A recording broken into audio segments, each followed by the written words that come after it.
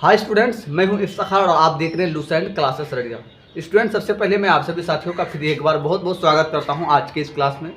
Students, आज की class में हम लोग क्लास 9th का पहला चैप्टर नंबर सिस्टम का लेक्चर 3 पढ़ेंगे। इससे पहले लेक्चर 1 और लेक्चर 2 हो चुका है। अगर आप नहीं देखें तो उन लेक्चर को देख लें।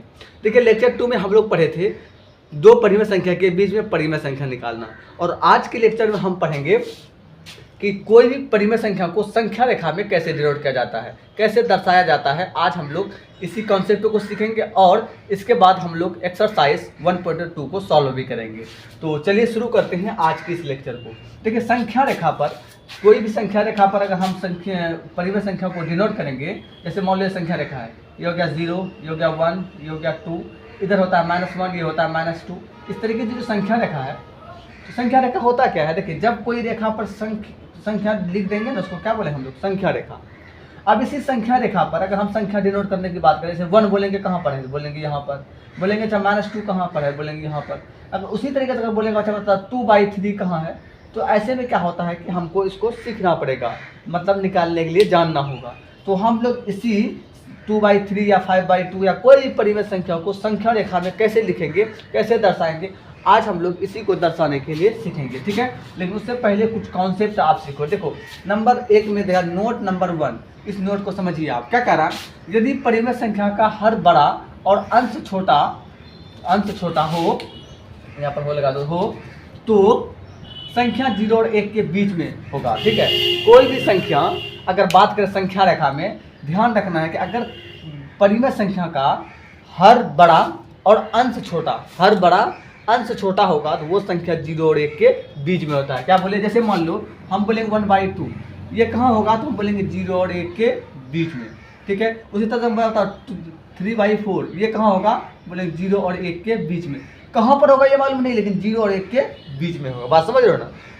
फॉर एग्जाम्पल ये समझिए आप, जैसे मान लीजिए आपको दे देंगे हम 5 रुपया और हम 6 भाग करने बोलेंगे, तो क्या 5 रुपया को अगर हम 6 भाग करेंगे तो क्या आप बोल सकते हैं कि एक आदमी को 1 रुपया करके पड़ेगा? अगर 5 रुपया को 6 से करेंगे 1 रुपया करके पड़ेगा? बोलेंगे नहीं। कितना पड़ेगा? 1 रुपया से कम पड़ेगा। जितना भी पड़ेगा 1 रुपया से कम पड़ेगा। यानी समझ में यह आ गया कि अगर जितना भी रुपया आपको और बांटने वाला अधिक हो तो रुपया 1 रुपया करके नहीं, वो 1 रुपया से कम और 0 रुपया से अधिक, यानी 0 और 1 के बीच में होता है। बात समझ रहे हो?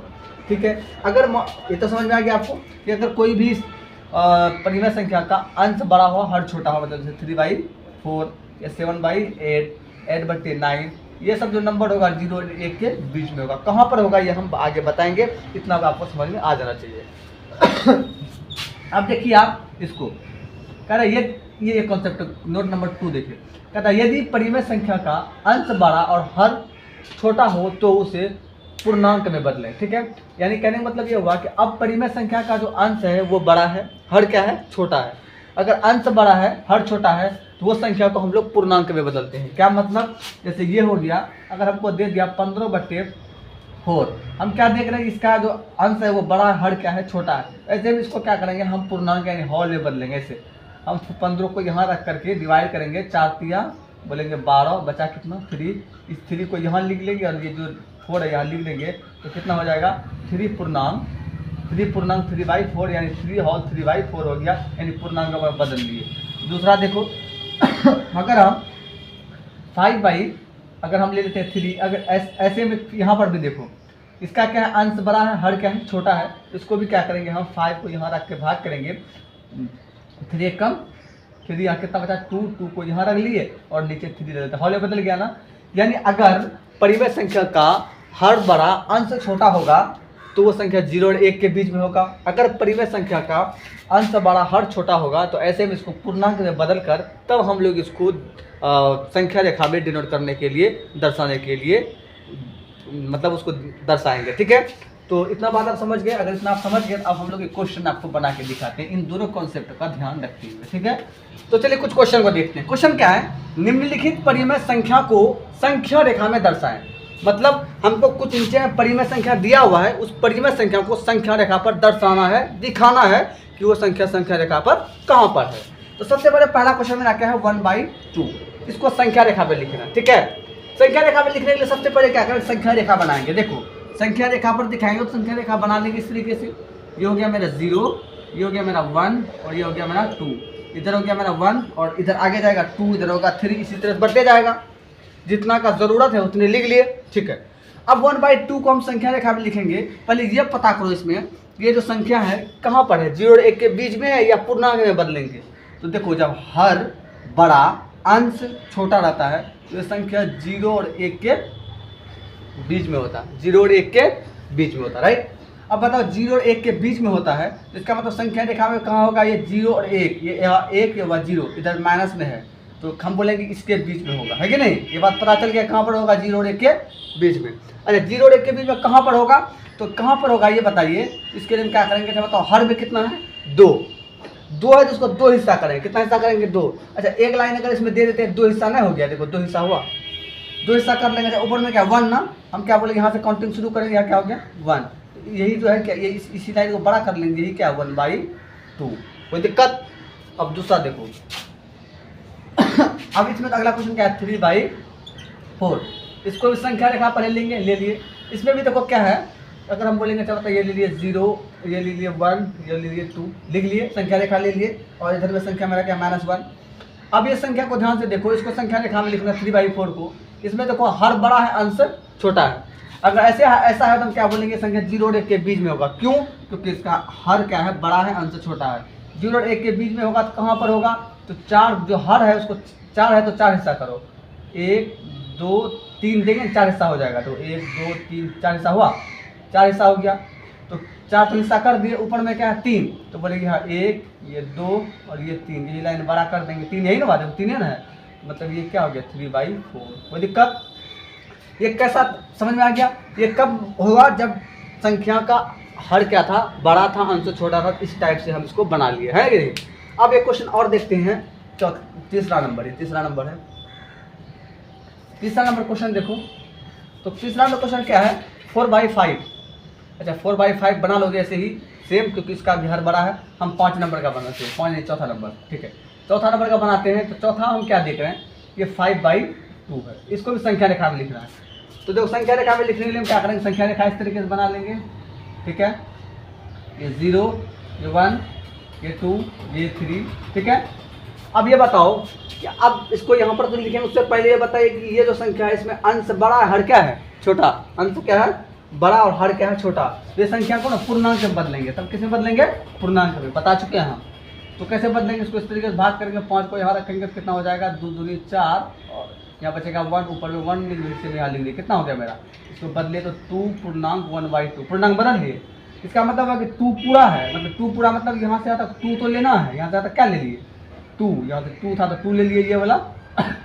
उसके बाद आगे क्या है 1/2, मतलब अगला वाला हिस्सा जो बचा हुआ है ये वाला हिस्सा, इसको 1/2 बनाना, मतलब 1/2 पर समझ रहे हो तुम। इसको इस तरीके से करेंगे, इसको हम क्या करेंगे, कितना है 2 है ना, इसको 2 हिस्सा बनाएंगे। एक लाइन देंगे 2 हिस्सा हो गया, और ऊपर में 1 है तो 1 दे देंगे, ऊपर में 1 है तो 1 काउंटिंग करेंगे, यही आ गया। तो यही क्या है, यहाँ से यहाँ तक यही क्या है 5/2। बात समझ लिए। तो इस तरीके से हम संख्या रेखा पर हम संख्या को डिनोट करते हैं। हमें उम्मीद है आपको अच्छा तरीके से समझ में आ गया होगा। चलिए अब अगला टॉपिक देखते हैं। अगला टॉपिक क्या है, परिमेय संख्या का दशमलव प्रसार। तो परिमेय संख्या का दशमलव प्रसार का मतलब ये हुआ कि देखो एक बात ध्यान से समझिए कि संख्या जितना भी होता है ना, संख्या को अगर दशमलव के रूप में बदलेंगे तो इतना 3 तरह होता है। देखो ध्यान से, एक बताओ 0.5, 0.5555 इस तरीके से आते रहता है, 0.453268 इस तरीके से आते रहता है, समझ रहे हो ना। इसमें क्या देख रहे हैं, पॉइंट के बाद नंबर रुक गया, इसे पॉइंट के बाद वो नंबर आते हैं, मतलब ना ही रुक रहा है, ना ही सॉरी रुक नहीं रहा लेकिन रिपीट करता है। इसमें ना ही रुकता है ना ही रिपीट करता है। तो नंबर 3 तरह का मतलब दशमलव प्रसार में रूप में होता है।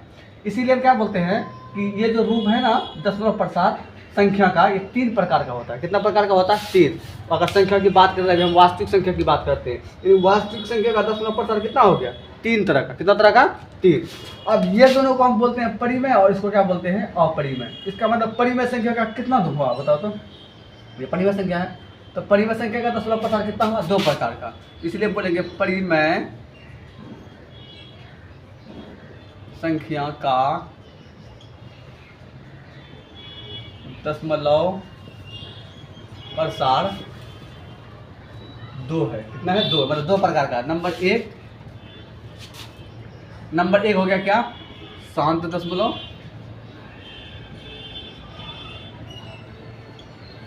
नंबर 2 हो गया क्या? अशांत दशमलव।